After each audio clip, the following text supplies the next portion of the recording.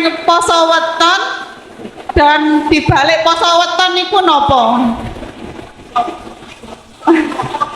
Badane poso weton Terus dibalik puasa weton niku napa? dibalik poso weton iku apa? Oh. Matur nuwun. Iki berarti ngomong faedah hikmah. Bismillahirrahmanirrahim. Assalamualaikum warahmatullahi wabarakatuh. Pada perjumpaan kita kali ini kami akan menyajikan kajian dari Ki Haji Mukhlason Rasyid atau Guson dari Mojokerto. Marilah kita simak bersama-sama. Alhamdulillah, dalam kesempatan malam hari ini kita masih diperkenankan Allah bermuajah. Untuk malam hari ini kita akan membahas tentang iman yang secara syariat kita mengetahui iman itu ada 6 yang menjadi rukun umat Islam. Tetapi dalam malam hari ini kami akan membahas iman dari sudut pandang hakikat dan makrifat itu bagaimana. Apakah yang dimaksud Allah, malaikat dan seterusnya itu yang dimaksud adalah makhluknya atau gimana? Bapak Ibu, tetapi izinkanlah sebelum kami masuk ke ranah rukun iman, ada satu makalah yang wajib kami sampaikan untuk sebagai bekal pedoman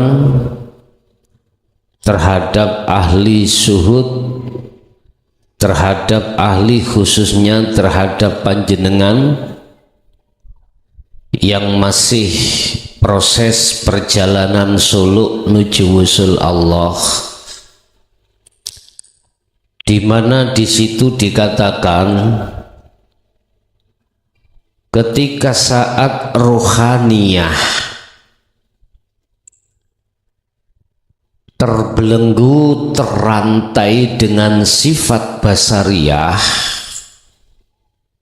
selama itu rohaniyah itu tidak akan bisa sampai pada Allah. Di dalam sifat basariyah di situ 2 nafsu, yaitu nafsu nafsiyah dan amarah,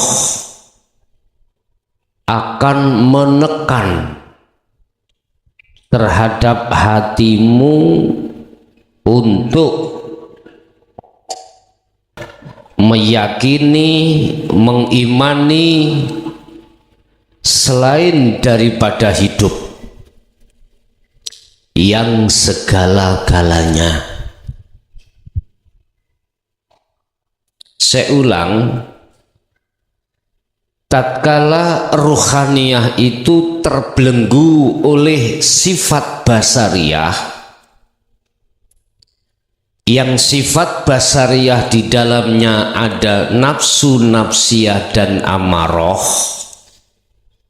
maka sampai kapanpun ruhaniyah tidak akan pernah bisa sampai dan bertemu dan kembali pada Allah. Jargonnya sifat basariyah itu adalah memaksa ruhaniyahmu untuk beriman terhadap selain Allah dalam hal apapun. Contoh, silir-silir ngene iki, bahasa Indonesianya apa? semilir seperti ini terasa isis dan dingin, Pak, nggih. Nggih. Sifat basariyah memaksa ruhaniyahmu untuk beriman.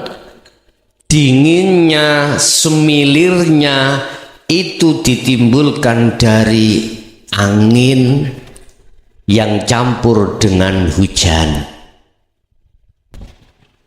Kan itu makhluk, Pak. Dipaksalah kita untuk beriman bahwasanya suara yang timbul kerasak-kerasak ini dari jatuhnya air menimpa apa itu? Seng, ya, Gafalum. Kita dipaksa seperti itu.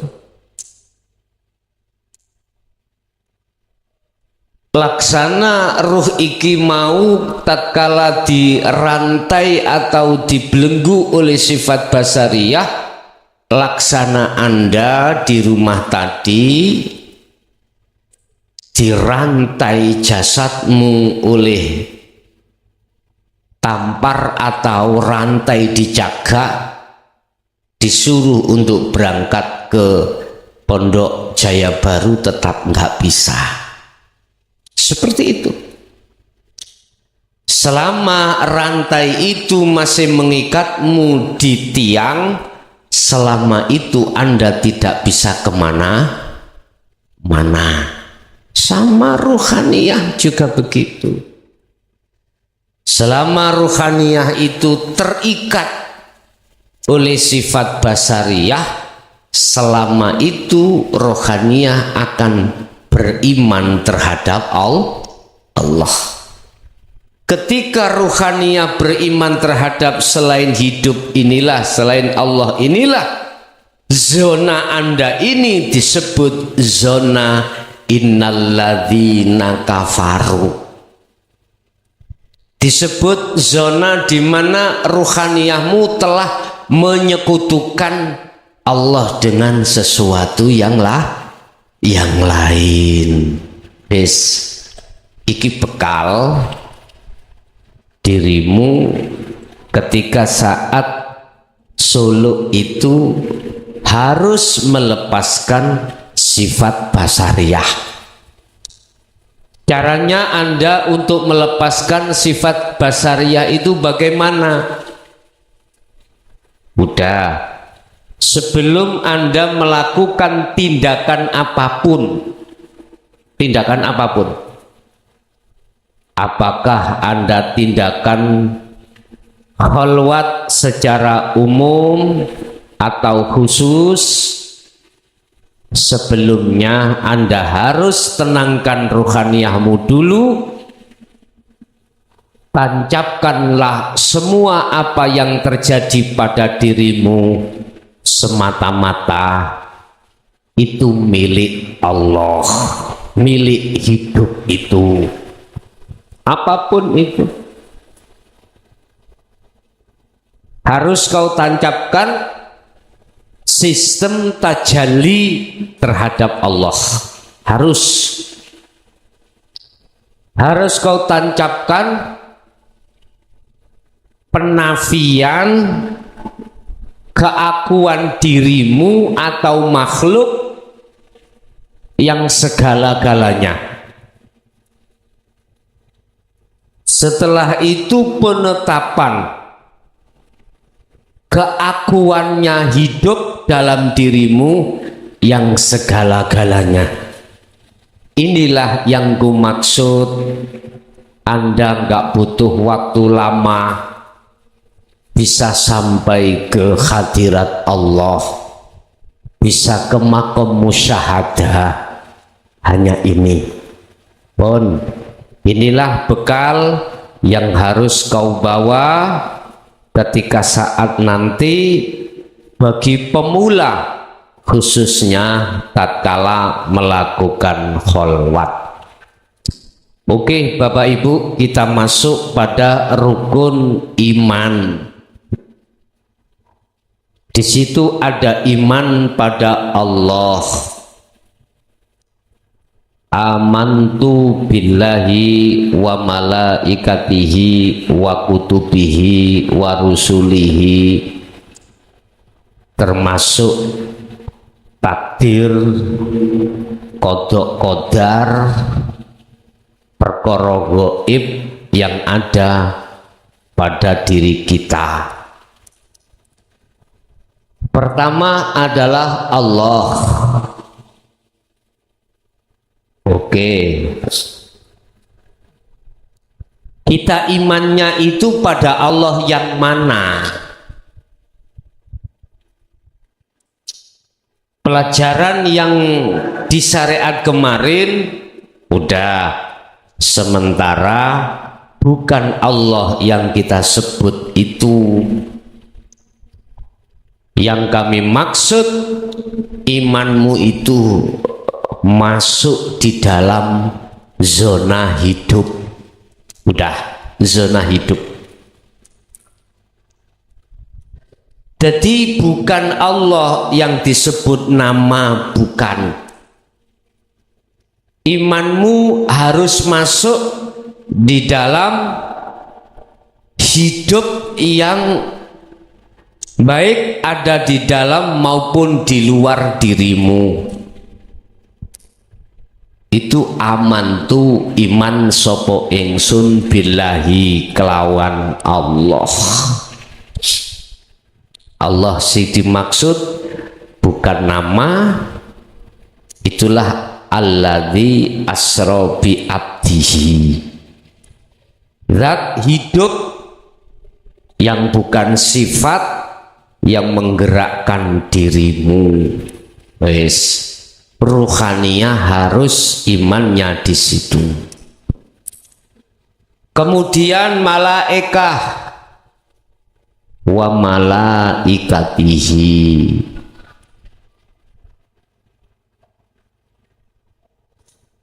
malaikat.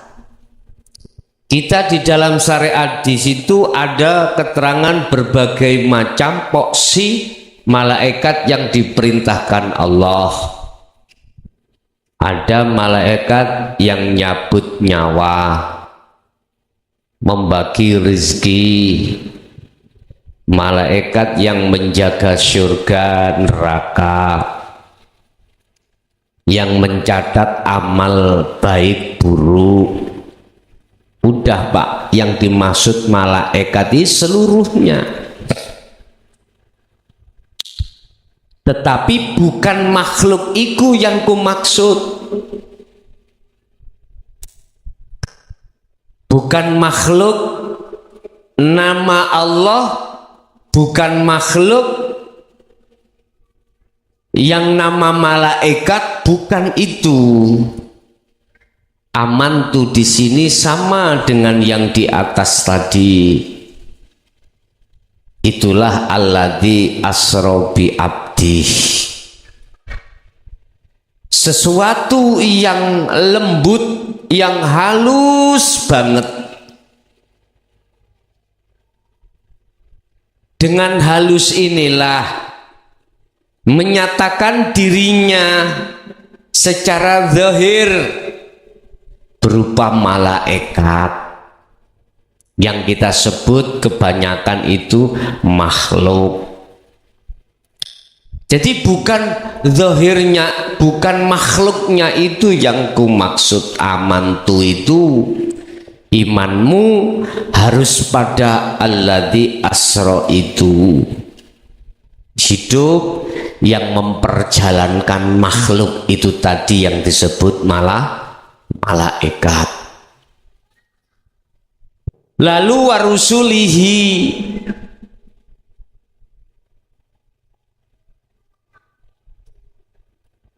wong wedok sing biasa rokokan, rokokono gak usah isin-isin, nyapo kuwi isin-isin, rokokan ya rokokan, biasa nyusur Gus, ya genti rokokan. Warasulihi, utusane Allah. Konteks secara syariat rasulihi iki adalah para rasul mulai Nabi Adam sampai Nabi Muhammad secara syariat. Bukan makhluk itu yang kumaksud imanmu. Imanmu itu harus jatuh pada hidup yang memperjalankan makhluk itu.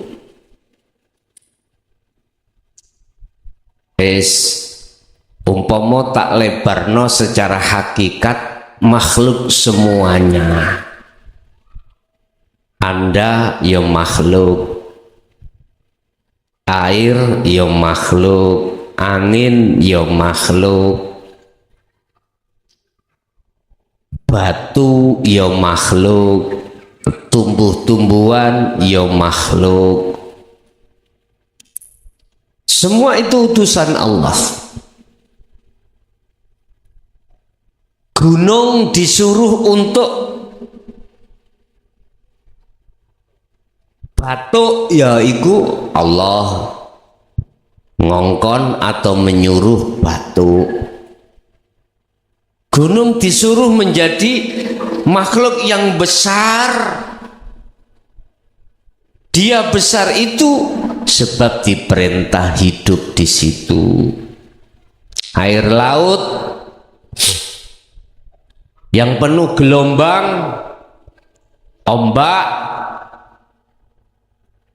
tampilan secara dohir itu ya karena diperintah hidup di situ. Imanmu harus jatuh pada alladzi asrobi abdi.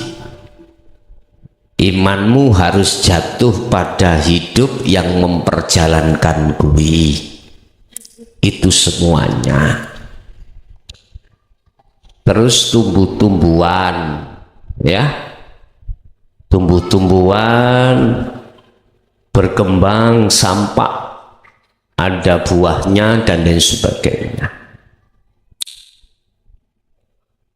Dia terwujud seperti itu prosesnya karena memang diperintah Allah.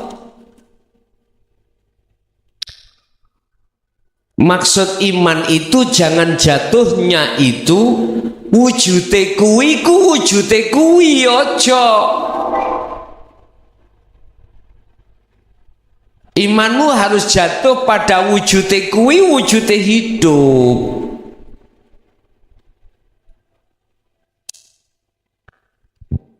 Tumbuh-tumbuhan ada yang berkembang, ada yang berbuah, ada yang berdaun. Bapak Ibu, awal mereka itu disebut makhluk karena diperintah urip untuk menjadi seperti itu. Tetapi kau nggak sadar ya, bahwasanya semua apa tampilan metu kembang, metu buah, metu daun, iku wujude urip. Kau mengatakan itu wujudnya apa tumbuh-tumbuhannya karena kau adakan sendirilah itu. Jangan.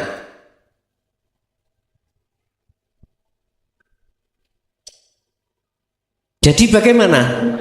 Yang ku maksud aman tu iki, imanmu itu jatuhnya pada hidup itu. Jatuhnya pada hidup itu yang laisa kamisli sayun, ikut dinyatakan wujud ya kuwi. Jangan lantas kau mempunyai iman tumbuh-tumbuhan iku wujudnya tumbuh-tumbuhan, bukan. Tumbuh-tumbuhan ini gak ono.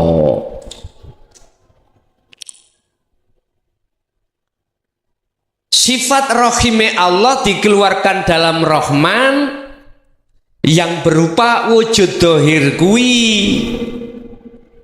Jangan lantas kui kok mengatakan iku wujudnya tumbuh-tumbuhan.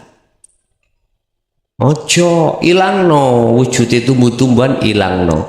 Nyatane urip di situ yaiku ono kembang, ono buah, ada godong, ada tangkai.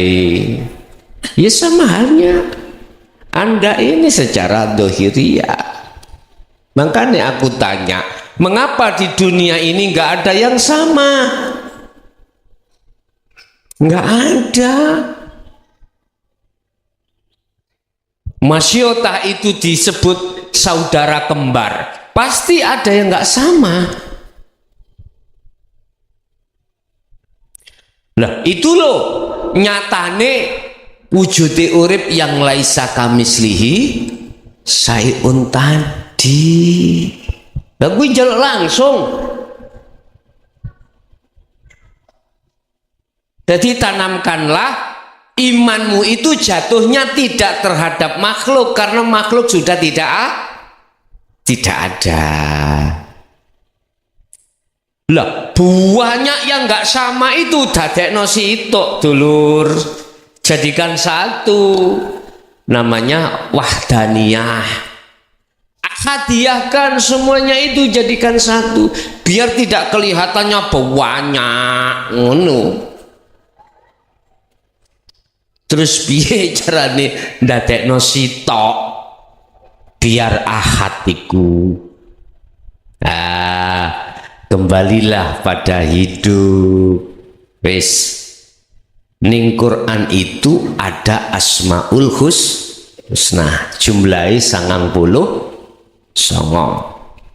Ar-Rahman, Ar-Rahim sampai As-Sabur. Lebokno nanggone nama Allah. Ngene lho dulur, nama Allah tak kau wedekne ya. Lho di dalam Allah itu ada 99, makanya disebut jalalah itu ada di situ. Jadi tatkala menyebut Ar-Rahman maksudnya ya Allah iki bahasa nek wis ahadiyah dimasukkan ahad itu di situ. Makanya nama yang ke-100 itu mana? Ya hidup itu yang tak sebut Allah. Itu nama yang 100. Jumlahnya kan 99. Dilebokno dimasukkan di dalam lafaz Allah. Jeleb. Akhirnya nek diurai Allah itu Ar-Rahman, Allah itu Ar-Rahim, sampai Allah As-Sabur masuk di dalam itu. Sekarang banyaknya wujud-wujud makhluk katanya di dunia yang jumlahnya itu miliaran bahkan triliunan yang tidak ada yang sama. Nggak ada yang sama. Ar-Rahman juga sama Ar-Rahim sampai As-Sabur. Nggak ada yang sama. Itu masukkan di dalam satu kata yang disebut hidup.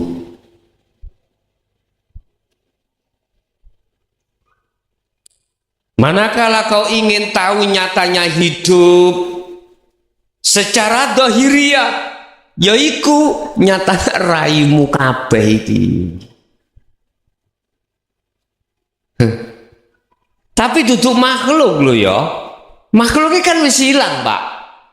Ilang, sik bingung ngapain. Mboten nggih? Nggih. Jan penak teng mriku, Bos. Wis gak ono sing dikhilafkan itu enggak ada. Enggak ada. Wa kutubihi, kitab-kitabe Allah. Wa kutubihi.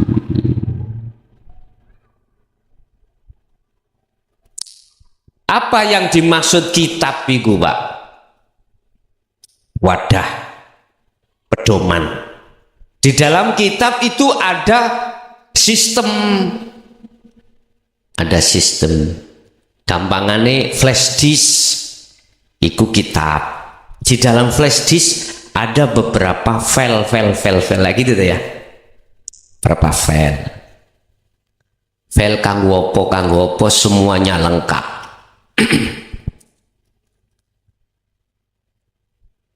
Bahasa syariat wa kutubihi ya kitabiku. Taurat, Zabur, Injil, Al-Qur'an. Syariat, bahasa syariat. Tidak sempurna iman seseorang, tidak sah iman seseorang manakala dia tidak mengimani bahwasannya Taurat, Zabur, Injil itu kitabnya Allah. Tidak sah iman seseorang kalau dia itu tidak beriman bahwasanya Injil, Taurat, Zabur itu songko Allah. Harus beriman. Dan tidak sah iman seseorang manakala Yesus itu Anda tidak beriman kalau itu Rasulullah. Nggak sah imanmu. Ini bahasa syariat. Bahasa syariat. Lah, di dalam kitab itu ada pengajaran Bapak Ibu, yang pengajarannya itu ada pengajaran dua, yaitu yang disebut kitab teles ambek kitab garing. Itulah yang maksud adalah ajaran yang membimbing jasmanimu dan membimbing rohaniahmu. Ajaran yang membimbing jasmaniamu yang disebut hablum minan nas itu tertuang di dalam hukum syariat. Ajaran yang membimbing terhadap ruhaniahmu yang kusebut sebagai hukum hakikat menjadi akhlak ilahiyah, iku sing disebut kitab teles. Yang pertama disebut kitab garing. Lah, jatuhnya iman sampai di mana? Apa pada kitab itu, kitab garing dan kitab teles itu, flash disknya itu bukan Bapak Ibu. Imanmu harus jatuh pada hidup yang berupa wujud iku sistem. Tahu sistem ya? Di dalam flash disk itu ada sistem Bapak Ibu, ada sistem. Ya sistem itu wujud Allah. Dengan sistem itu kau bisa bisa terjadi Anda menafikan selain hidup, menafikan selain Allah, dan mengisbatkan Allah. Dengan sistem itu akan menjadikan Anda itu bisa berjalan dengan benar. Dengan sistem itu akan menjadikan mata kau bisa melihat, telingamu bisa mendengar, lesanmu bisa berucap, hidungmu bisa mencium bau apapun, dan seterusnya.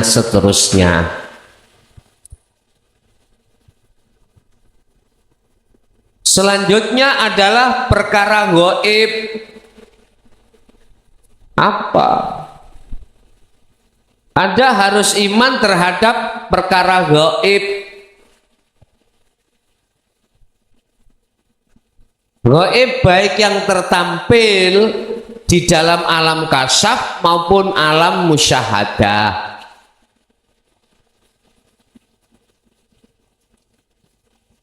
Ataupun alam muhadharah. Alam muhadharah ini yang menjadi alam jasmani yang berinteraksi dengan sama-sama jasmani. Tapi di dalam alam muhadharah itu ada alam musyahadah. Dan di alam mukasyafah itu juga ada alam musyahadah. Lah imanmu dipaksa dijatuhkan terhadap hidup di situ. Yang menguasai di dalam alam muhadharah maupun alam mukasyafah. Lah iki lho, maksudnya gaib itu di sini. Kau harus iman, jatuhnya imanmu itu terhadap gaib. Yang dimaksud itu adalah Allah. Yang dimaksud gaib itu adalah hidup itu. Bukan gaib makhluk malaikat, bukan gaib makhluk setan, bukan gaib makhluk jin, bukan gaib makhluk surga neraka. Enggak. Imanmu harus jatuh pada gaib yang disebut hidup itu biar tidak menjadi gaib. Nah, untuk yang terakhir, kodok kodar api elek.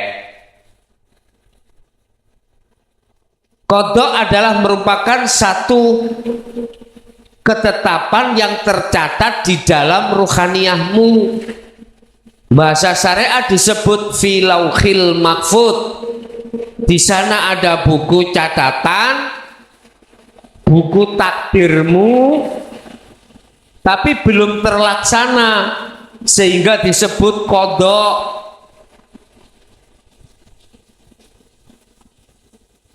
Maksudnya itu adalah kehendak di dalam hatimu.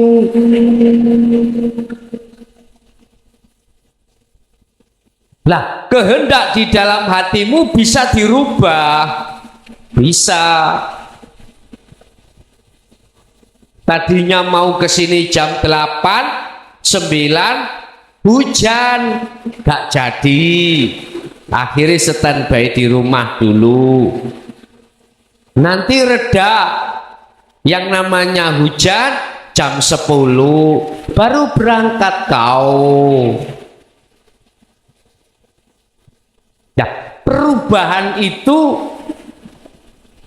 tergantung pada hidup dalam dirimu. Manusia tidak akan bisa merubah tulisan yang sudah ditulis, nggak bisa. Yang bisa merubah itu hanyalah Allah, hanyalah hidup itu. Bentuknya apa?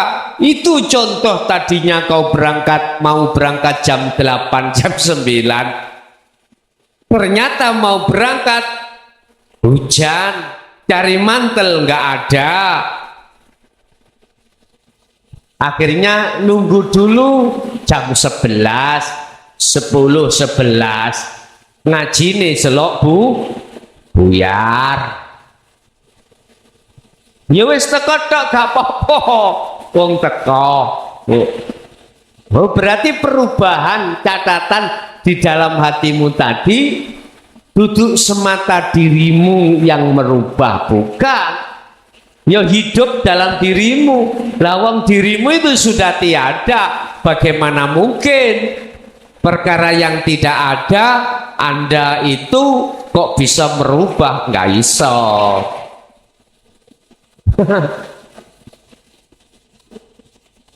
Qadar sesuatu yang terjadi ini. Contohnya hujan. Sesuatu yang sudah terjadi itu tidak akan pernah bisa dirubah. Enggak.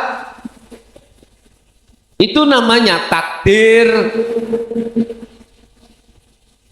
Perkara sesuatu yang sedang dan sudah terjadi. Ini nggak bisa diubah. Contohnya ya hujan ini. Lah tinggal pertanyaannya di dalam hatimu, sudahkah hilang dirimu sebagai makhluk atau selain dirimu sebagai makhluk? Kalau sudah hilang, maka inilah wujud dohiri Allah. Apa yang kau lihat, apa yang kau tampak di mukamu itu. Mudah. Kodok kodar takdir api lan elek, khairihi wa syarrihi minallah. Maksudnya yang bagaimana? Padahal di dalam satu ayat yang dijadikan sebagai kelas kita waktu ada di syariat, api elek iku nek api sangka Allah, kalau jelek datangnya dari dirimu sendiri. Ya nafsu iku sing dimaksud.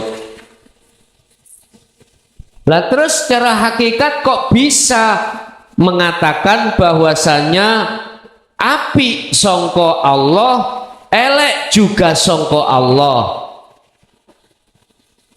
Baik itu dari Allah, jelek itu dari Allah. Kita mengambilnya dari sisi mana kok itu semuanya dari Allah? Inilah Pak yang kumaksud hidup itu. Kalau hatimu belum yakin kalau hidup itu wujudnya Allah, pasti kau akan membedakan yang baik dari Allah, yang jelek dari nafsumu sendiri. Ini jadi hilangkan makhluk di dalam ruhaniyahmu, hilangkan. Karena itu doktrinnya sifat basariyah di situ mengadakan sesuatu selain Allah.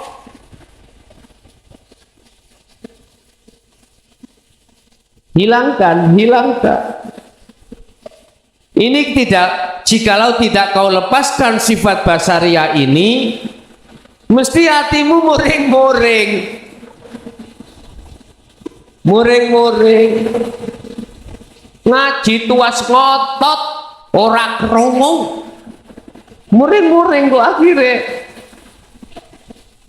akhire sing kok salahno iku ya banyu udan akhire. Hei, kok salahno bagaimana udan iku? Kui salahno, kui gak kok salahno, kui trimo gak kok trimo, tetep ini terjadi. Lah lapo dirimu kok bakar sendiri ku nyapo?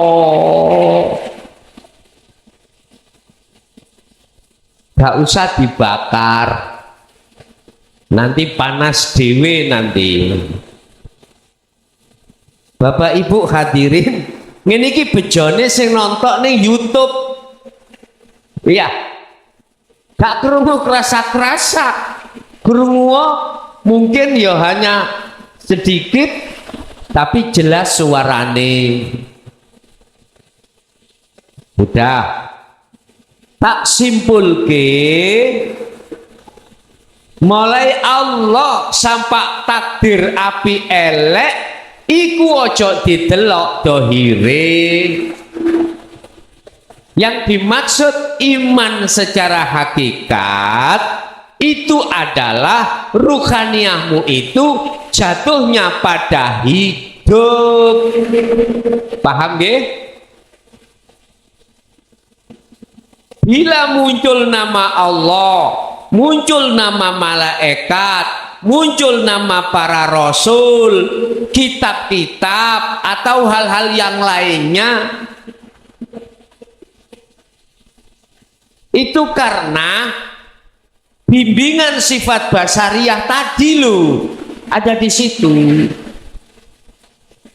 Kita semua pernah ngalami iman yang delurung, iman yang tersesat, Ini pernah ngalami semuanya. Lah sekarang sudah tahu, ya toh, iman yang delurung, iman yang tidak benar dan iman yang benar. Kesimpulannya udah, tegakkanlah imanmu dengan iman yang benar ini. Fa'budu hadza siratum mustaqim. Arah condongkanlah ruhaniyahmu lewat rasa, lewat iman. Jatuhkan terhadap hidup di situ. Jangan kau jatuhkan terhadap sesuatu yang tidak ada, yang kau ada-adakan. Udah, kalau ini sudah jenengan sudah genah, sudah benar imane, maka tidak membutuhkan waktu lama ketika Anda khalwat itu langsung bertemu Allah. Karena apa? Karena yang melayani dirimu itu semuanya setiap saat dan waktu itu Allah. Hidup itu yang melayani kau tiap saat dan waktu itu, sehingga nggak ada alasan Anda tidak bercinta terhadap yang melayani dirimu. Jikalau itu sudah nyata, tahu siapa yang melayani dirimu setiap saat dan waktu, maka secara otomatis Anda lambat laun akan ada hubungan cinta kasih. Inilah yang disebut radhiyallahu anhum wa radu anhu. Saling cinta mencintai dengan bahasa sistem. Kau dijadikan kekasih Allah dan Allah kau jadikan kekasihmu. Kalau bahasa akad, yang mencintai dan yang dicintai itu pelakunya tunggal. Inilah sing kula maksud roh kang sejati itu di situ. Bahasa mempelajaran di ilmu sejati yaiki roh sejati, roh yang sudah kefanaan, rohnya akhirnya menjadi hidup. Ini yang disebut roh kang sejati. Bapak Ibu hadirin jamaah rahimakumullah. Jadi kesimpulannya, iman yang ada pada 6 perkara di dalam syariat yang dulu didoktrinkan terhadap kita, sekarang jadikan satu, hidup itu. Jadi imanmu hanya pada hidup itu, tidak terhadap lainnya. Kalau imanmu itu sudah jatuh hanya pada hidup, maka selain hidup termasuk nama Allah, termasuk nama malaikat, termasuk nama Rasul, itu sudah tidak ada. Maka pujaanmu, pujianmu, penghambaanmu mesti bener. Kan Rasulullah sampun dawuh, ojo kok pujo aku iki, ojo kok puji, ojo kok sembah saya ini, jangan. Sebab saya itu sama dengan kau, basar, sama manusianya. Oleh sebab itu sembahlah apa yang ku sembah, pujalah apa yang ku puja. Alhamdu utawi sekabai puji iku lillahi kagungane Allah. Lah jelas toh. Pujalan puji itu mung dateng gesang dulur.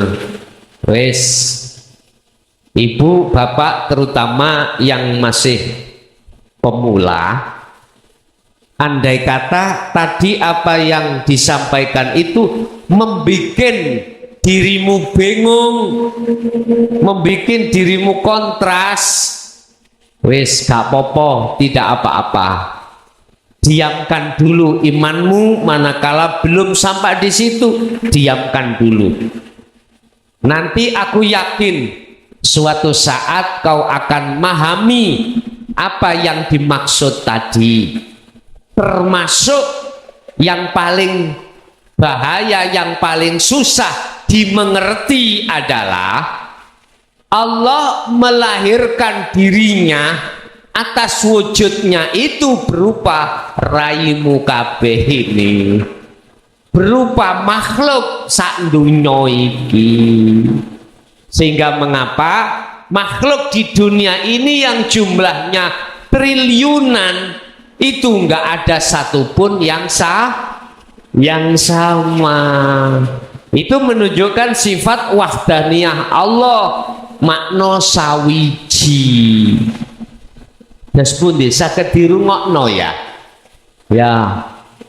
Nek sing sebelah mriko sondok penak ya. Sik krungu. Oke, Bapak Ibu hadirin, itu apa yang bisa disampaikan pada malam hari ini terkait masalah rukun iman, jatuhnya pada ahad, yaitu hidup, yaitu Allah Subhanahu wa Ta'ala. Sekarang masuk pada sesi tanya jawab dan dialog. Barangkali ada yang perlu ditanyakan, monggo kami persilakan.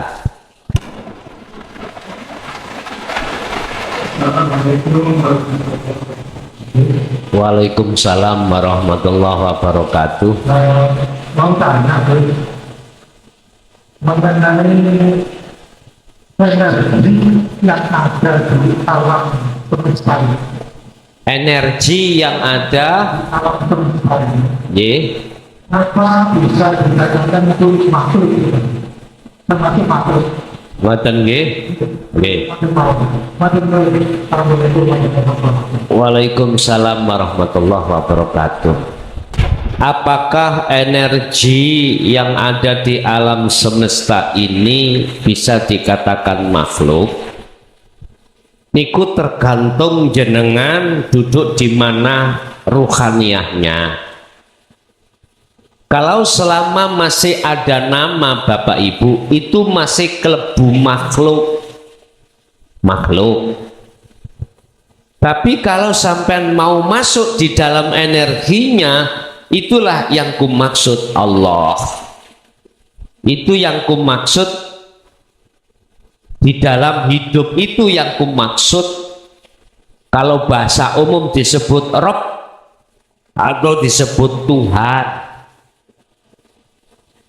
Tapi kalau yang namanya energi, kita duduknya ditakholi, otomatis itu jadi makhluk. Karena masih nama. Kalau di dalam energinya itu yang tidak ada nama, itulah sejatinya Allah. Oke, ada lagi, silakan.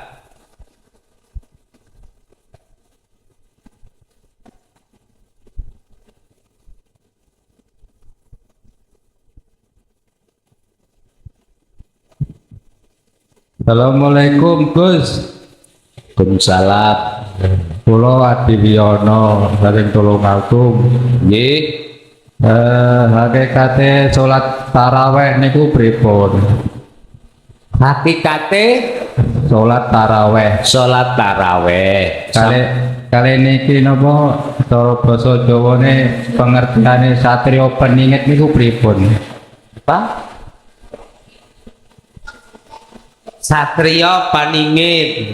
Ampun matur suwun. Nggih. Pun. Hakikate salat taraweh iku bagaimana? Bapak Ibu, taraweh itu terjadinya hanya di bulan Ramadan.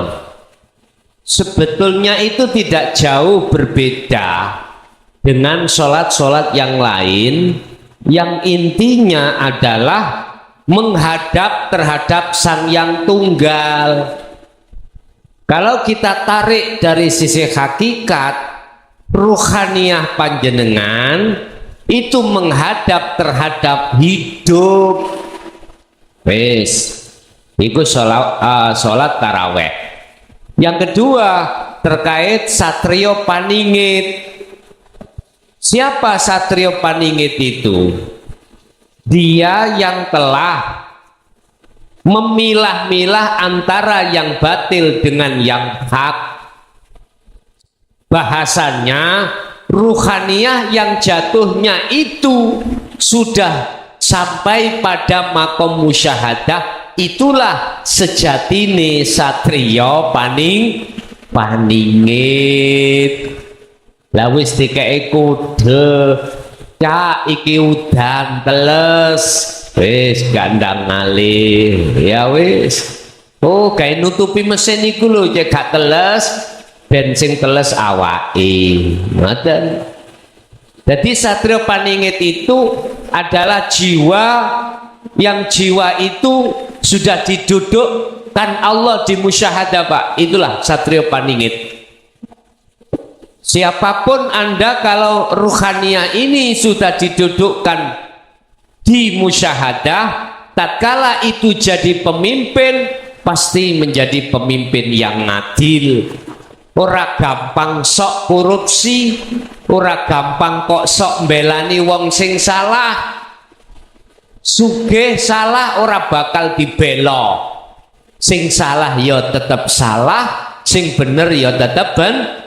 Iku Satrio Paningit. Jadi nggak ada blok-blokan, Jadi dia berjalan itu tidak untuk dirinya atau satu golongan, enggak, untuk semuanya.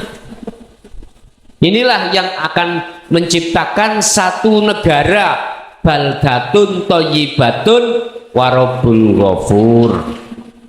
Negara sing memang adem ayem, ora ono perpecahan, karena semuanya itu dikendalikan oleh Satrio Paningit. Dilebih kejerono maneh Satrio Paningit iku ya Gusti Allah iku lebih ke dalam maneh. Nggih, ada lagi. Halo, assalamualaikum warahmatullahi wabarakatuh. Waalaikumsalam warahmatullahi wabarakatuh. Badhe tanglet niki napa kok di poso Bu, nyun weton? sewu Bu, sampean polno suarane. Dino iki kok. Napa dikenging poso weton dan dibalik poso weton niku napa? Badane poso weton, Terus dibalik puasa weton niku napa? dibalik poso weton iku apa? Oh. Matur nuwun. Iki berarti ngomong faedah, hikmah. Ini ada kaitannya dengan hadis Rasulullah, kullu mauludin yuladu alal fitrah. Setiap bayi yang dilahirkan ini itu keadaan fitrah, suci. Yang dimaksud suci adalah ruhaniyahnya belum tercampur dengan Tuhan, belum tercampur terhadap sesuatu selain hidup, belum ada. Yang disebut kesenangan duniawiyah nggak ada ruhaniyahnya itu. Ini disebut fitrah, Pak Bu. Nah, setiap panjenengan ini dijatuhkan Allah, lahir itu punya weton sendiri-sendiri. Maksudnya dibalik puasa weton itu tafaul riyadhah panjenengan iku nang Gusti Allah supaya lekas balik asal fitrah kudu balik asal fitrah kembali ke fitrah. Sebab ketika akil balik, ruhaniyah kita itu sudah bercinta terhadap kesenangan dunia. Ini letaknya ruhaniyah kotor. Diperintahkan untuk poso weton itu supaya Anda itu kembali ruhaniyah kefitrahan. Tapi kalau itu diajarkan hanya untuk riyadhah, tidak didukung dengan pengamalan ruhaniyah di dalam dzikirnya secara teori, ya ora iso. Akhirnya bati luwe bati ngelak. Poso sampai Ramadan sama. Anda Ramadan puasa tanpa hakikat syariat saja ya bati luwe bati ngelak. Harus kau sertakan sirul asrore poso ruhaniyah ini. Berarti posomu itu syariat didasari dengan makrifat Allah. Baru inilah laku yang dilakukan oleh Kanjeng Rasul. Dan ini maksudnya Allah udkhulu fisilmi kafah, biar sempurna amaliyah apapun dasarono amaliyah iku kelawan ruhaniyahmu itu makrifat pada Allah. Jadi di belakang di balik poso weton itu ada makna riyadhah supaya ruhaniyahmu itu lekas fitrah lagi. Begitu Pak Bu. Oke, ada lagi. Assalamualaikum warahmatullahi wabarakatuh. Tanya Gus, bagaimana tata cara berziarah dan mendoakan khususnya orang tua yang telah meninggal dunia? Matur suwun. Assalamualaikum.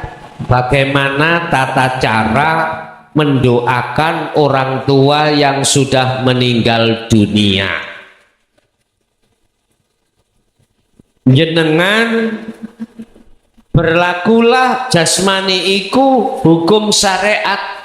Contoh, khususon nang wong tuwaku loro Al-Fatihah. Maksudnya dengan Fatihah itu secara syariat diampuni segala kesalahane, diterima ing ngersane Gusti Allah. Lah, ketika jenengan iku membaca hal itu, ruhaniyahmu itu harus nafi isbat, artinya harus meniadakan dirimu yang berlaku. Artinya lagi harus keakuan Allah di dalam dirimu yang melakukan, jangan dirimu merasa yang melakukan. Inilah yang kumaksud amaliyah yang didasari makrifat dateng Gusti Allah. Iku carane Bu. Lah, kalau seperti ini maka bukan anak yang solihah soleh itu yang mendoakan orang tuanya, bukan. Yang melakukan semuanya itu hanyalah hidup itu. Baru kalau Allah menurunkan sifat jaiznya, walaupun secara hukum menurut hukum iki salah, hukum iki mang ahli neraka, ahli adab. Kalau Allah yang berkehendak, siapa yang ngalang-ngalangi? Sifat jaiznya turun, sopo sing ngalang-ngalangi? Nggak ada. Ini Bu caranya Bu. Makanya di dalam hadis awaladun solihun ya daulah itu nggak dijabarkan waladun soleh, anak soleh sing bagaimana, nggak dijelaskan. Pokoknya dia yang jasmani itu ninggalkan larangan, menjalankan perintah jasmani. Apa bisa dia itu menolong orang lain? Wong dia berjalan sendiri aja nggak bisa. Bagaimana mungkin bisa menolong yang lain? Menolong dirinya sendiri tidak bisa. Itu sifatnya makhluk. Makanya ya pungkasi makhluk dalam dirimu, pungkasi, tiadakan, baru teng mriku yang muncul adalah sang yang wujud. Yang muncul itu sang yang wujud, ya sang yang tunggal itu, ya hidup itu yang kumaksud. Baru nanti kalau ini yang melakukan, maka tidak ada sesuatu yang coro akal hukum itu salah menjadi salah, tidak. Akhirnya ini yang melakukan, kalau Allah tidak ada, Allah itu salah. Oke, ada lagi. Assalamualaikum warahmatullahi wabarakatuh. Waalaikumsalam warahmatullahi wabarakatuh.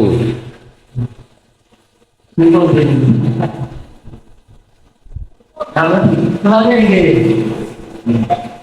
Assalamualaikum warahmatullahi wabarakatuh. Ngapunten sadaya kula saking Sidoarjo. Majelis tanglet mengenai kemarin berhubungan bahwasanya tokoh hakikatnya jamaah di dalam sholat. Di dalam sholat itu katanya jamaah lebih afdol daripada sholat sendirian. Yang kedua, hakikat sahabat. Apa bedanya dengan era Qadim? Apa bedanya Hakikat sahabat dengan di era Qadim? Era Qadim. era Qadim? Oh, nggih. Iku mawon. Assalamualaikum. Waalaikumsalam. Jamaah iku akeh, Pak.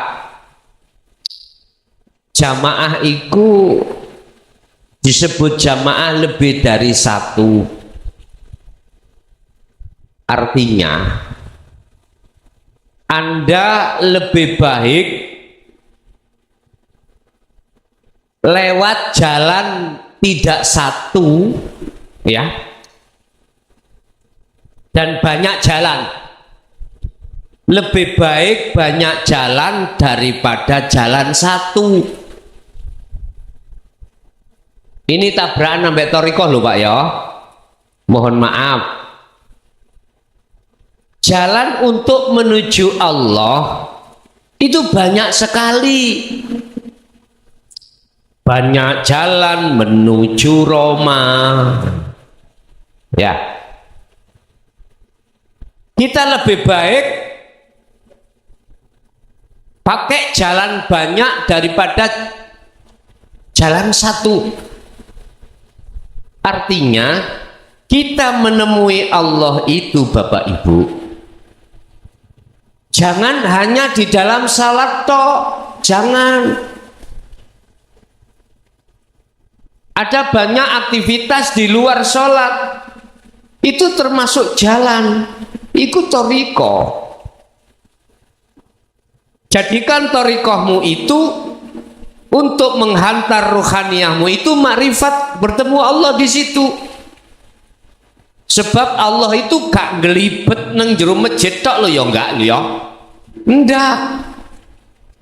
Tahu gelibet? Apa bahasa Indonesia gelibet? Hah? Munyer-munyer. Gusti Allah itu tidak hanya berdomisili di masjid tok, enggak. Di kantor, di sawah, di pasar, dimanapun. Fa'aina ma tuwallu fathamma wajhullah. Gunakan semua thariqah itu untuk menuju dan bertemu Allah. Ini thariqah loh Pak ya. Makanya saya kalau ditanya Jaya Baru torikohnya apa? Uke. Gak situk tok. Ngoten. Enggak satu saja, banyak sekali. Sholat ya torikoh, ngaji ya torikoh, mangan ya torikoh, apapun ya torikoh, bahkan kumpul ambek bojo ya torikoh. Torikoh kan jalan tujuanmu untuk jalan itu bertemu Allah, sebab di situ juga ada Allah. Ini maksudnya berjamaah itu lebih baik berjamaah memangnya. Wawasan Anda, mukobalah Anda, atau apa ya? Pandangan Anda akan semakin luas. Kalau Anda itu bertemu Allah hanya di dalam sholat 5 waktu tok, dan atau bertemu Allah itu lewat kau juhud khusus tok, bengi tok misalnya, awane awakmu blakrak ning ngono, siang kau tidak bertemu. Jadi memang di dalam hukum syariat lebih baik sholat kau berjamaah daripada munfaridan. Munfaridan itu sendiri, iku maksude jalan itu kamu jangan satu aja untuk bertemu Allah, sing banyak. Yes, itu satu. Nomor 2, antara tajalli dengan era kodim, era ngono iku. Ala kodim apa era? Era itu masa, Pak. Masa. Tajalli itu adalah menetapkan di dalam dirimu keakuan hidup itu yang berperan. Lah, disitulah masa kodim memang sama, maksudnya sama. Kodim itu hidup itu. Ada istilah kodim malah kodim. Pujine kodim, dirinya menyang dirinya sendiri. Berarti era kodim itu sama dengan era tajalli, era makrifat, era musyahadah. Sama Pak ya? Sama. Ada lain? Lanjut, silakan. Waalaikumsalam warahmatullahi wabarakatuh. Kita sebagai orang Islam diperintahkan untuk berkaya padanya dalam yang baik. Termasuk berkaya adalah dengan setan. Dan dimaksud setan pun yang setan yang mana? Setan golongan manusia atau dari setan golongan ini? Mau jelasnya terima kasih. Ngoten nggih. Kita di dalam syariat diwajibkan untuk beriman terhadap perkara yang gaib termasuk setan. Yang dimaksud setan iki setan berbangsa jin atau setan berbangsa manusia. Yes. Apapun alasannya di dalam hukum syariat itu tidak bisa diidentifikasi, dideteksi setan itu jin maupun manusia, nggak ada. Yang ada setan ya setan. Ini keterangan doktrinan di dalam hukum syariat. Yang asalnya Ajazil, wah anak-anak sak pirang-pirang, ya. Lah terus kita bisa akan menarik setan yang berbangsa jin dan manusia itu tatkala kita masuk di dunia hakikat. Itulah sifat. Jikalau ada manusia yang sifatnya mengarahkan ruhaniyahmu untuk beriman selain Allah, selain hidup, berarti yaiku setan bangsa menungso. Sama. Blegere aja manusia, tapi sifatnya adalah sifatnya iblis. Lah maksudnya percaya perkara gaib iku apa? Bapak Ibu, setan dari bangsa jin maupun manusia sing ngongkon sapa? Wis dibuka di dalam surah Al-Hijr ayat 39 sampai 42.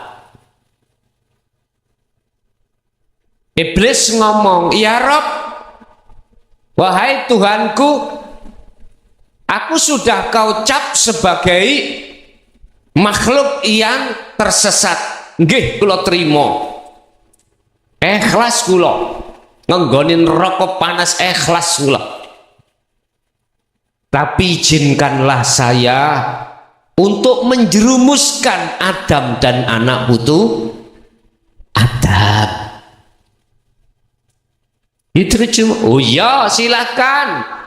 Loh berarti Gusti Allah kan ya ngijini toh. Nek ngijini berarti Gusti Allah kasih restu.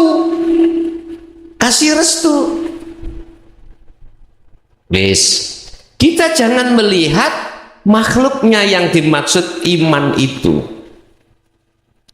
Kita harus masuk di dalam siapa yang merintahkan. Siapa yang merintahkan? Makanya ayat yang ke-40 mengatakan illa ibadaka, kecuali hambamu yang tidak aku bisa jerumuskan ya Rob. Siapa itu? Disebut al-mukhlasin, mereka yang senantiasa bersuci ruhaniyah dari iman selain Allah, selain hidup. Otomatis mereka ini karakternya selalu dzikir sirul asrar sampai fana'u dzikri, pasti tidak terlepas dari itu. Jadi anak putunya Adam, mulai Adam sampai anak putu Adam semua terjerumuskan kecuali mereka yang mukhlasin. Di situ Pak. Yang jenengan niki gak lanang gak wedok yang sudah mengenal sirul asrar dan menjalankan sampai fana'u dzikri, udah iki mukhlasin.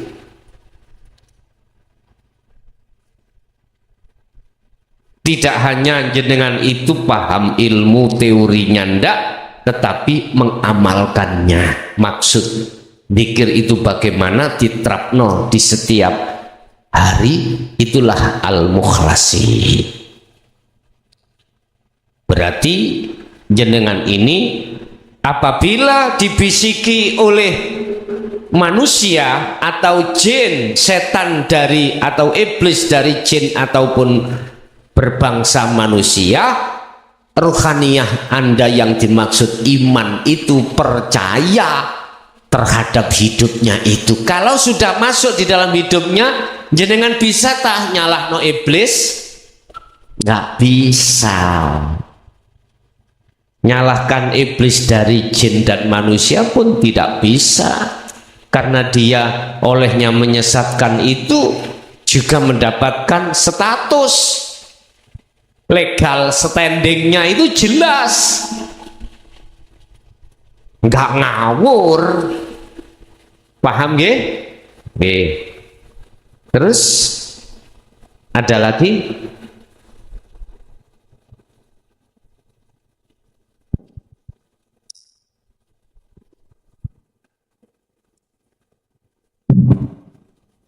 Assalamualaikum warahmatullahi wabarakatuh.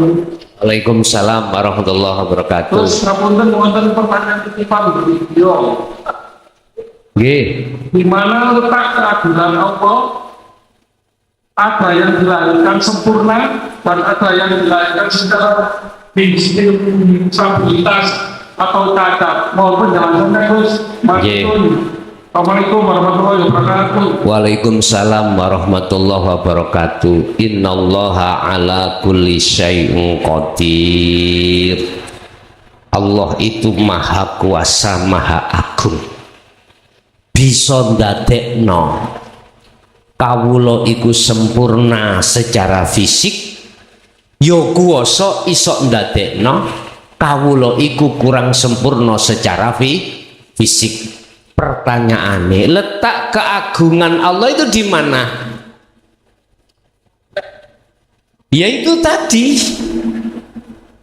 jadi kuasa menciptakan segala sesuatu, baik yang diterka oleh orang manusia lain itu sempurna atau tidak sempurna.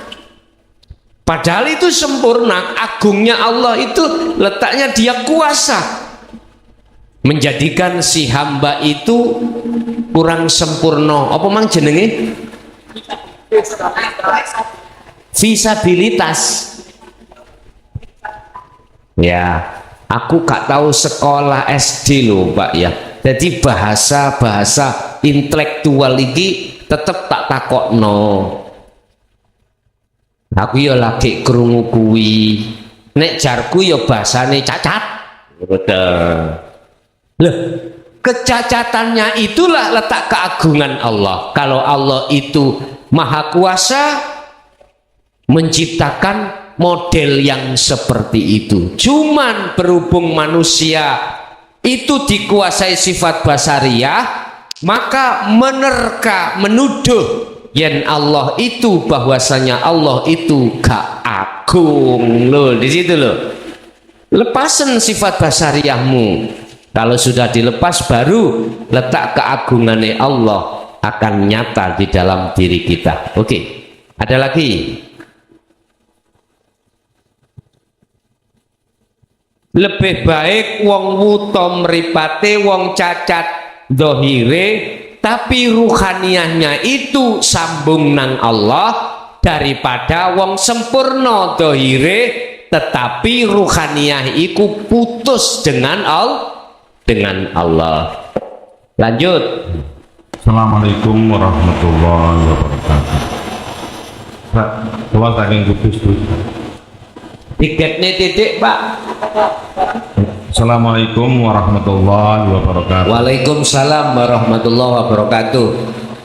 Kalau saking kudus tuh, Muhammad Agus. Atung tangket tentang positioning tajalli dalam suhutul wahdah fil kasroh, suhutul kasroh fil wahdah, dan suhutul wahdah fil wahdah dalam kaitan. Pak, tidak krungu sama sekali Pak, kuping gula Pak.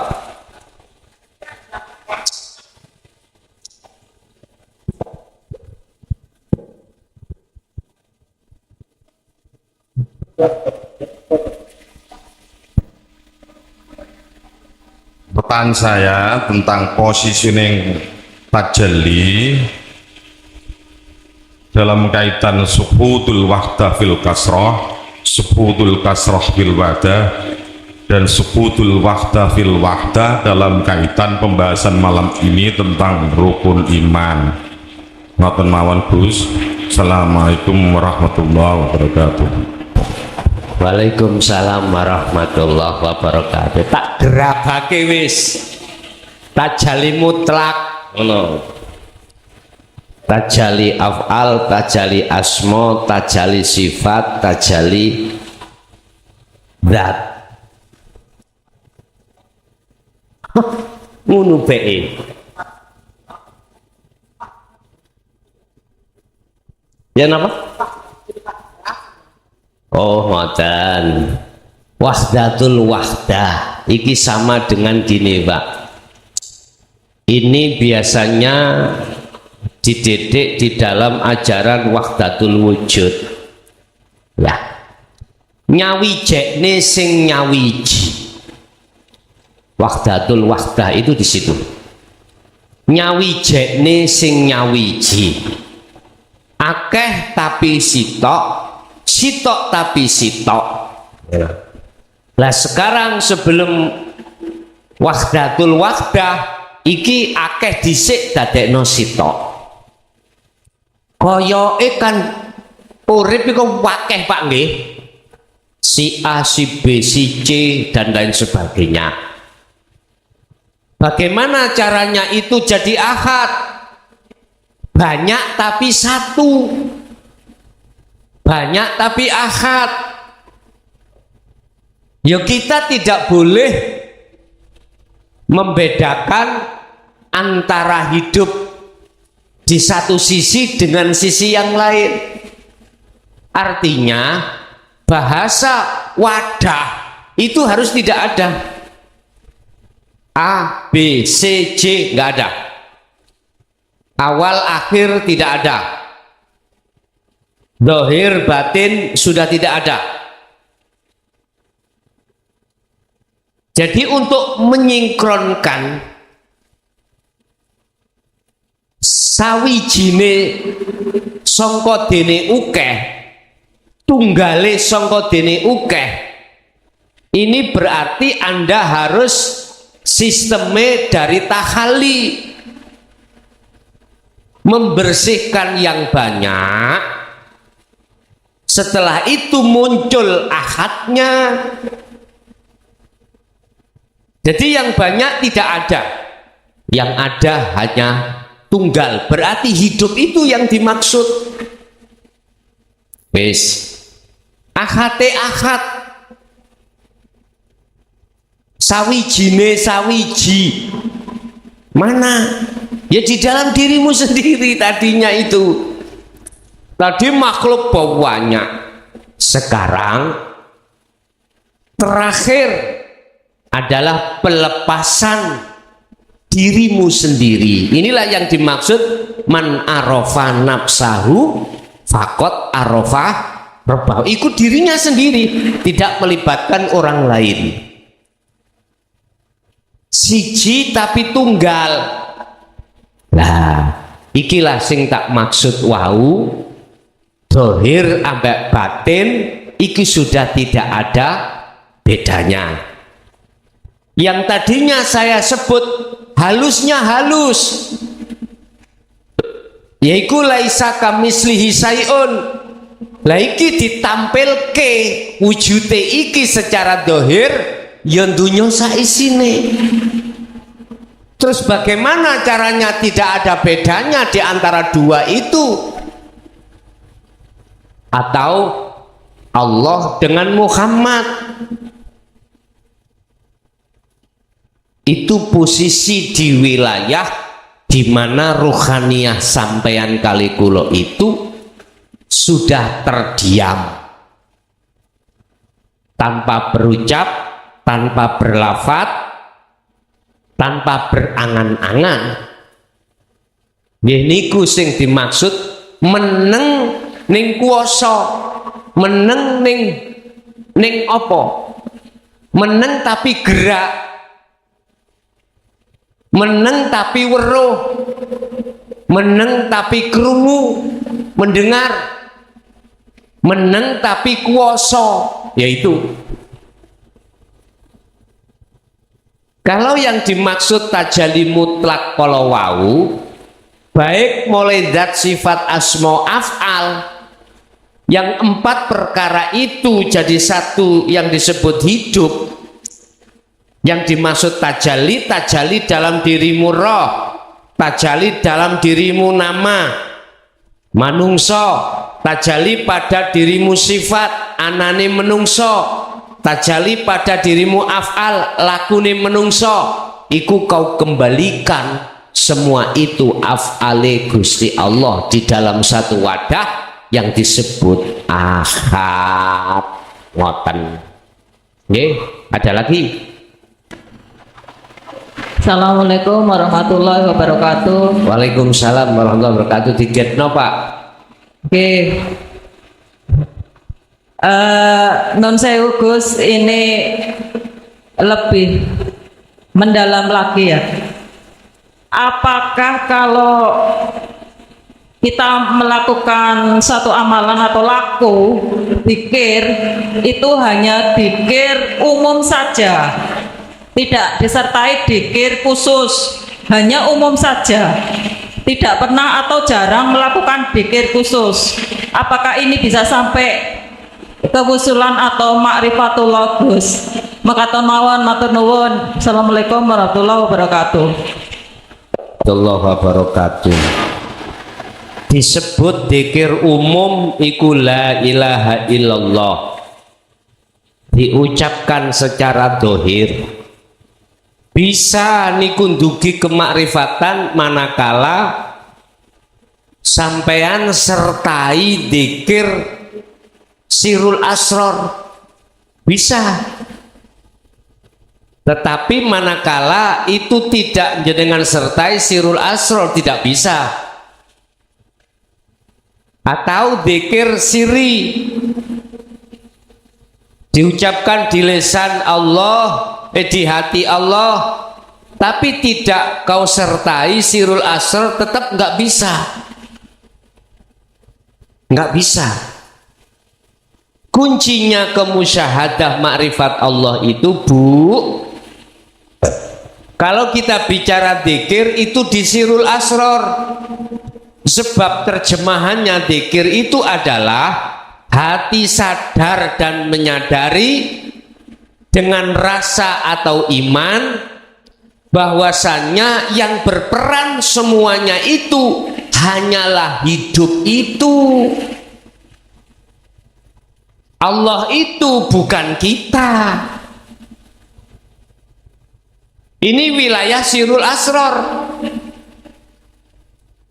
Tapi kalau kita menerjemahkan dzikir secara syariat thariqah beda Pak Bu. Nek syariat yaiku afdalu dzikri fa'lam annahu la ilaha illallah, diucapkan secara lisan. Kalau thariqah disebut dzikir siri iku ismudat. Tapi ini hakikat bukan itu. Makanya tidak memakai suara, tidak memakai nama atau yang lainnya, hanya diem. Jadi terjemahannya dzikir hati sadar dan nyadari bahwasanya hidup itu hakikatnya Allah, hidup itu hakikatnya yang berperan. Selain itu tidak. Itu loh makna daripada dzikir yang sesungguhnya. Otomatis Anda tidak merasa diri Anda, karena diri Anda sudah hilang. Berarti yang dzikir siapa? Ya Allah dewe. Innani anallah, sesungguhnya aku iki adalah Allah. La ilaha illa ana, tidak ada Tuhan kecuali aku. Berarti yang ngomong yang aku loh, ngono yo. Akunya Allah itu sendiri. Oke, ada lagi. Assalamualaikum warahmatullahi wabarakatuh. Saya pemantau dari sebuah berkas. Mau menanyakan berkaitan dengan pajak. Pertanyaannya, apakah kalau kita sering-sering bertajalin itu ada efek sampingnya? Karena contoh kita lihat ular gunung, cacing gunung, nyamuk gunung, kita bertajal seperti itu. Itu kalau pilih tajam, kita jalan, itu apakah ada efek samping? Jangan-jangan nanti efek sampingnya itu kita mengingat ujian yang berat Nabi Ibrahim itu untuk menyembelih anak, itu sangat berat. Nah, itu ya konfliknya seperti itu terus. Apakah ada efek samping kalau itu kita berkajian? Sekian, wassalamualaikum warahmatullahi wabarakatuh. Waalaikumsalam warahmatullahi wabarakatuh. Dalang iku oleh ngelakokno lakon mesti pakem. Tahu pakem nggih? Sesuai cerita. Dalang itu kalau menjalankan lakon itu mesti sesuai dengan pakemnya, sesuai dengan ceritanya. Gak mungkin alias mohal dalang itu keluar dari pakem, gak mungkin, kecuali dalang menungso.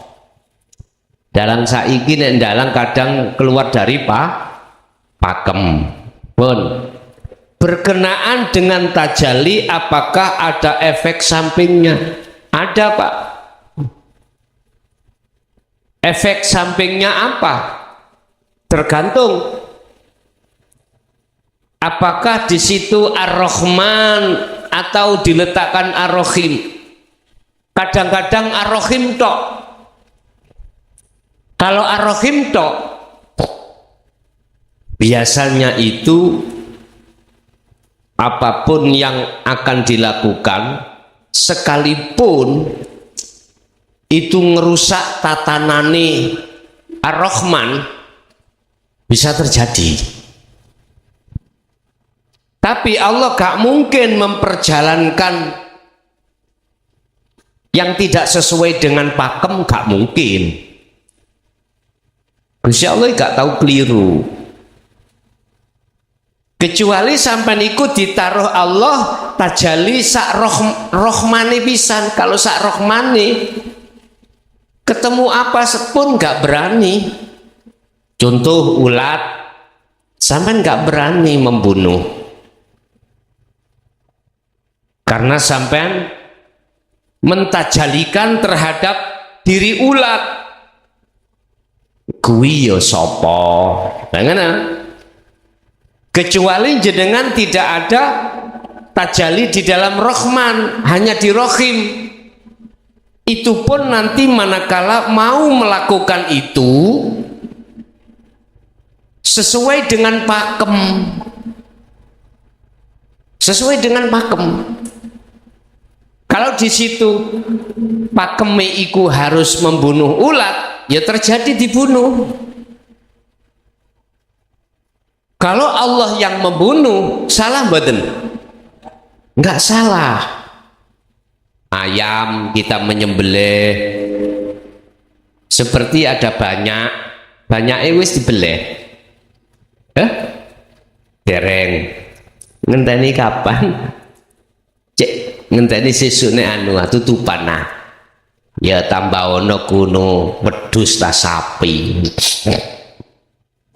Kak, maksudnya sapi terus no, ojo sapi dok, sapian, wedusan.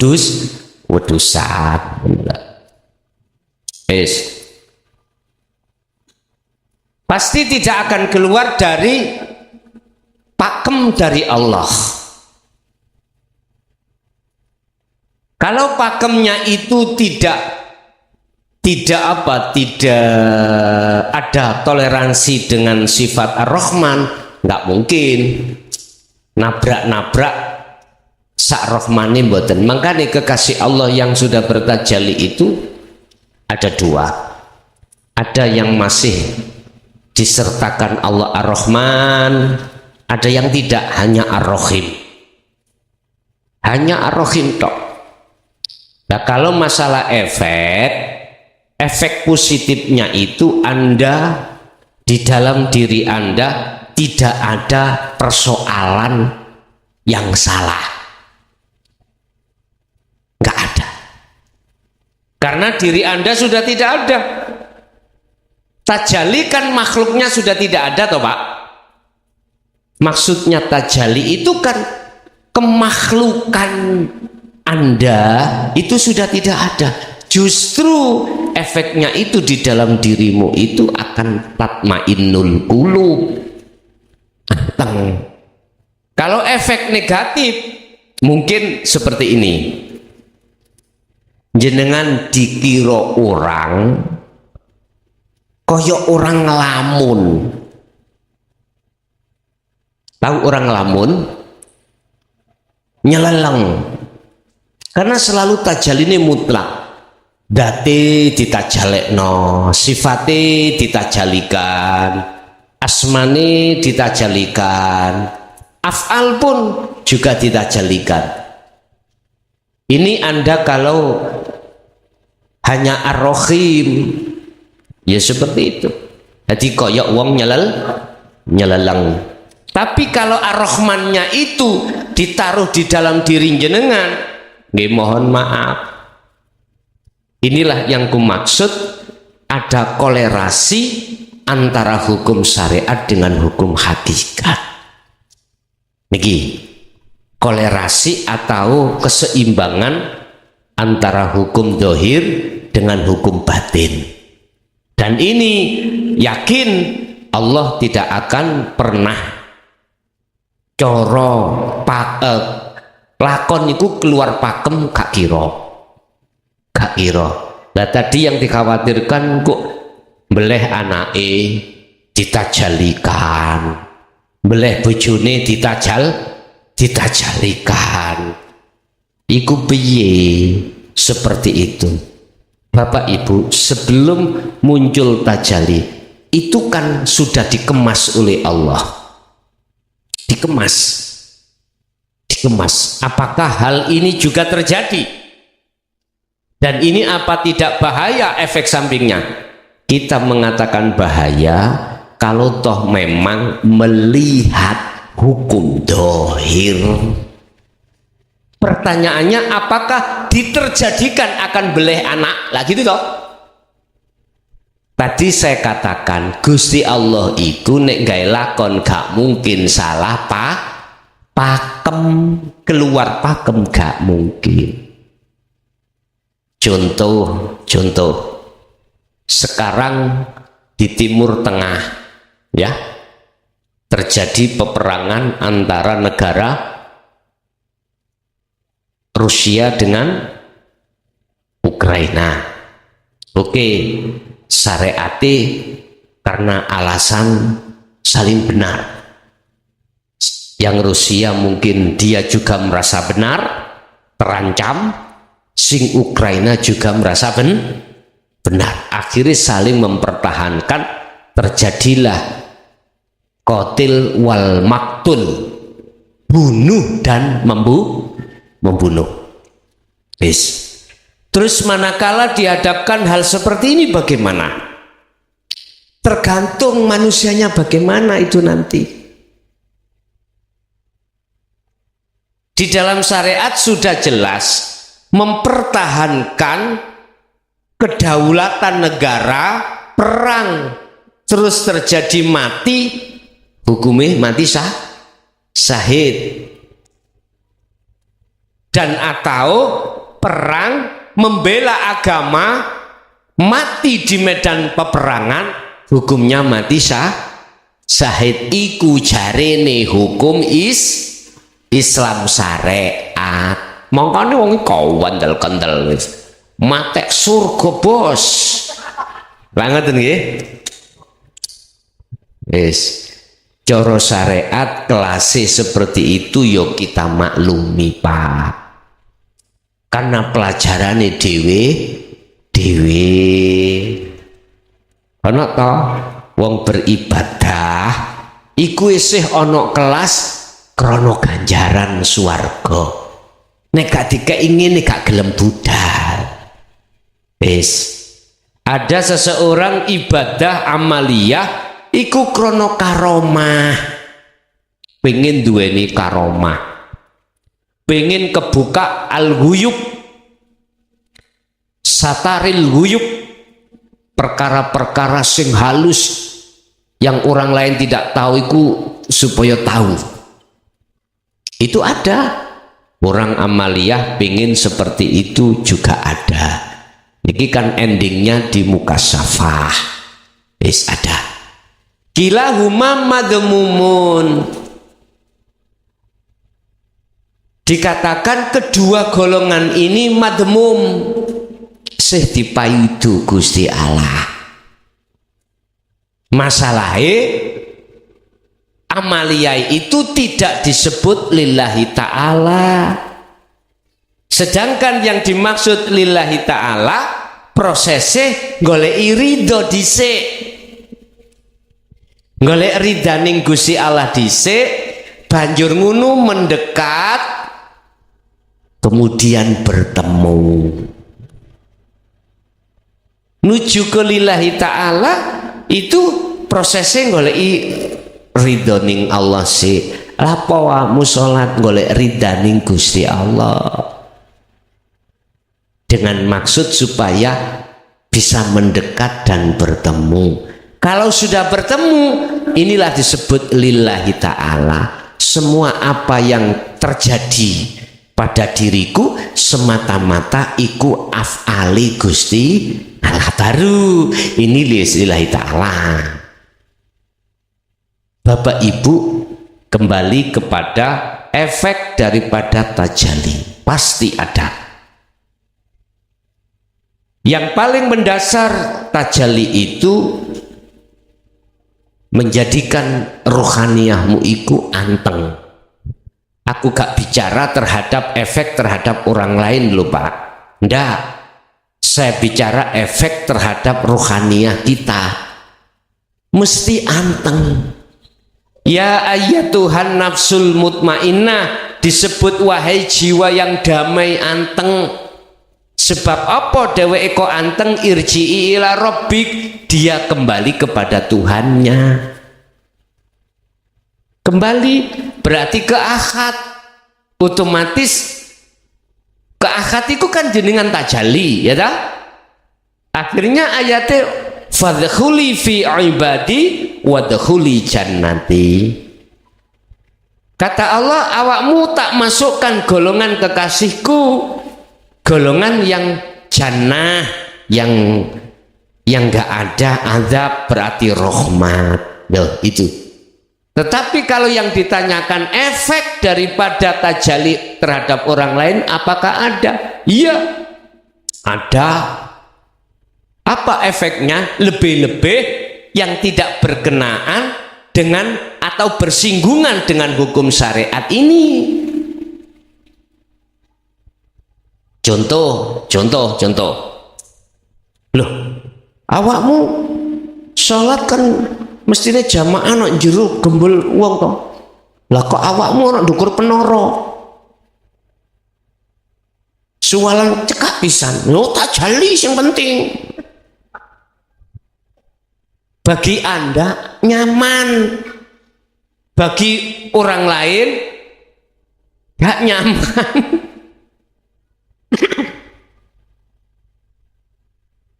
Gini Pak ya, aku gak ngerusak aturan jobong enggak. Oleh karena Anda tajalli, sholat itu Anda itu tidak membaca Bismillahirrahmanirrahim, enggak. Tidak membaca bahasa Arab gitu loh ya. Tetapi Anda membaca bahasa Indonesia. Takbir ke Allahu Akbar, Allah Maha Besar. Dengan menyebut nama Allah. Jadi imam bisa. Iki nek Anda tajalli kan Anda tidak ada. Bagi Anda yang nggak apa-apa, tapi bagi yang lain efeknya jadi fitnah. Secara hakikat makrifat Anda sendiri gak apa-apa, karena di dalam diri Anda sudah ketiadaan diri Anda. Tapi bagi makmum, mohon maaf Pak, merata terusik. Akhirnya gak salah mengatakan sholatmu iki ndelurung, sholatmu iku sesat. Mestinya membaca Allahu Akbar takbir, kok malah kau membaca Allah Maha Besar.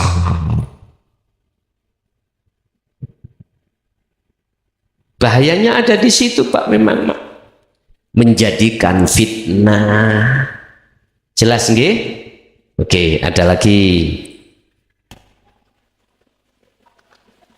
Kalau sudah tidak ada, Maka saya tutup pada acara pada malam hari ini. Segala apa yang telah dihidangkan Allah dalam urutan-urutan ilmu hakikat senantiasa menjadi satu ilmu yang bermanfaat terhadap kita dan anak putu kita ila yaumil qiyamah. Syai'ulillahi lana walahumul fatihah. Alhamdulillah, telah kita simak bersama kajian dari Ki Haji Mukhlason Rasyid atau Guson, pengasuh Pondok Pesantren Miftahul Ulum Jaya Baru, yang tepatnya beralamat di Jalan Perjuangan, Dusun Gelonggongan, Desa Sumber Tebu, Kecamatan Bangsal, Kabupaten Mojokerto, Jawa Timur. Beliau adalah gambaran ulama muda yang mampu menjembatani nilai-nilai keislaman tradisional dengan pendekatan modern. Beliau juga menekankan pentingnya memperdalam Islam, yakni tidak hanya aspek lahiriah tetapi juga batiniah. Beliau juga mengajak pendengarnya untuk tidak hanya memahami Islam secara tekstual saja, tetapi juga memaknainya secara spiritual. Semoga kita bisa memetik hikmah dan manfaat dari kajian beliau, sehingga bisa membawa keberkahan di dalam hidup kita di dunia dan akhirat. Amin ya rabbal alamin. Akhirul kalam, wassalamualaikum warahmatullahi wabarakatuh.